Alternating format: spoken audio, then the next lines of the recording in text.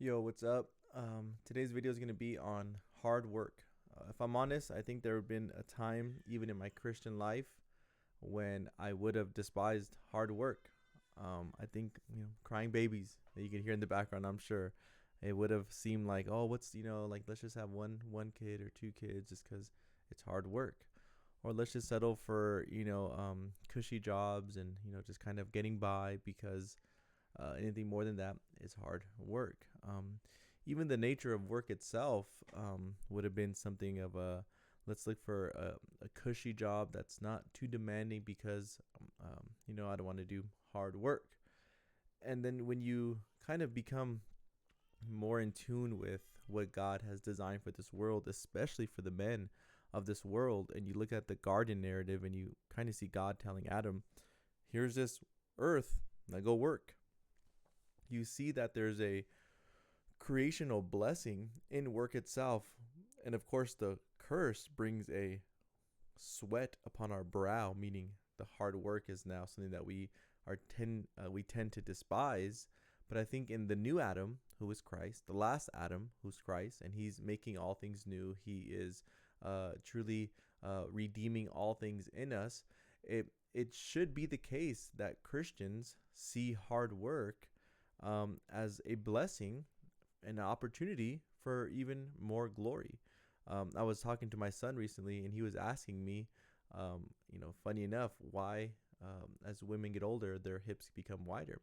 And God, even in that, is kind of showing us that, the woman's anatomy is changing through the widening of hips in order to have children, even to have a, place to hold children as they're cleaning the house or whatever. And I also told him, "Hey, what do you notice about men? Does anything in men change?" And he says, yeah, they get, bigger. Their shoulders get broader. And I said, well, what do you think God is trying to communicate there?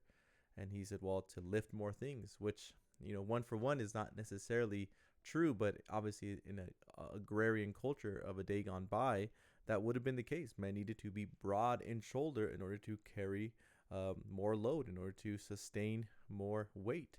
And the same is true in terms of, even though we don't live in an agrarian age all that much now, the status still remains that God is communicating in the broadening of the shoulders of men and the increase of strength and the increase of output. All these things are God teaching us that men are created for work. Our body communicates that.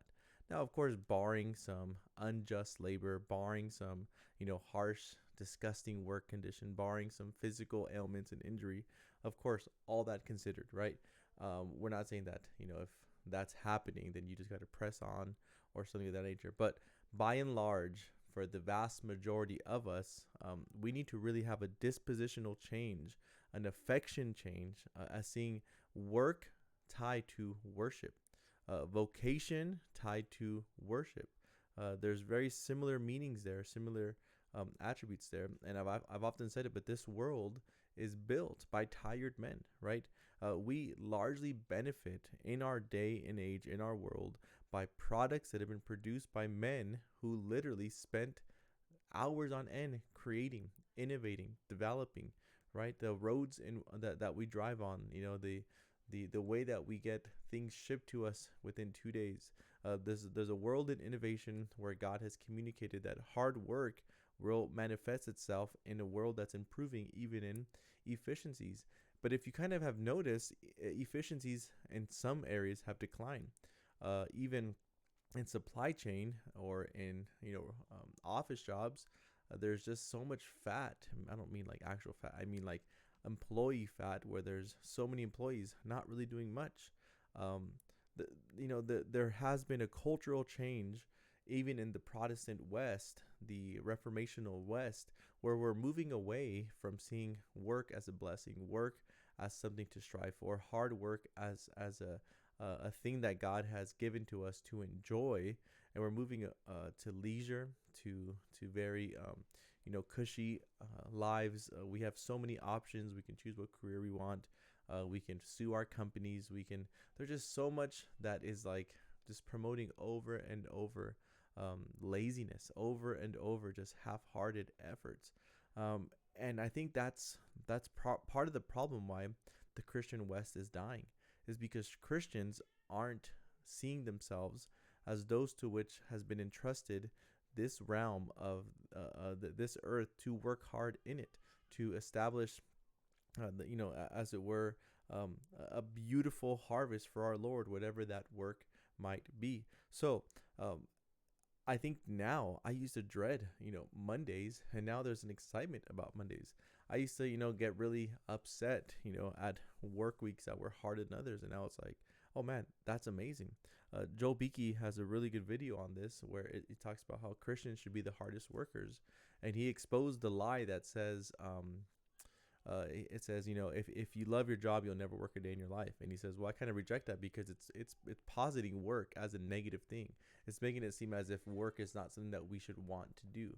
And he's saying, actually, when I look at my clock, my watch, and it's 5 o'clock, there's a bit of sadness in me, because my work for the Lord in that capacity has ended. And he's saying it's kind of, discouraging. It's like, if you really enjoy the Lord, you want to work for the Lord, you want to serve the Lord, why would you be celebrating when that work is over? Of course, we work in the home, we work with our wives, we work with our children. Work doesn't really end, but he's just giving an example of his, as it were, his outside the home job has come to an end. That opportunity to serve the Lord there, to worship the Lord there, has come to an end. So all that to say, in a world that despises hard work, except for those that are trying to change the world, and that's the key to all this. There are very, very hardworking people in this world, and those people are working hard to change the world.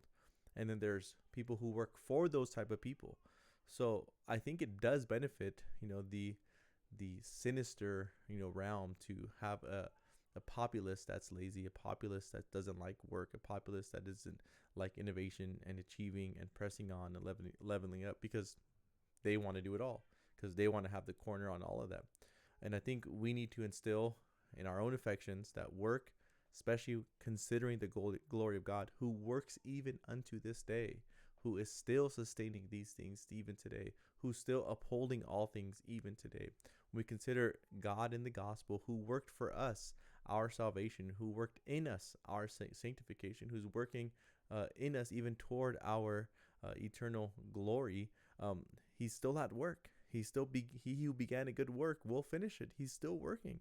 So as we consider God who still works, God who still delights in what he's created, God who's still redeeming all things, molding all things, crafting all things to the end of his glory, when we consider that God does not even despise work, where God has given us the creational blessing of work, I think we need to change the way we think about work and hard work in whatever capacity we're in, whether as men or as women, or as children who have to work hard at school or work hard in sports.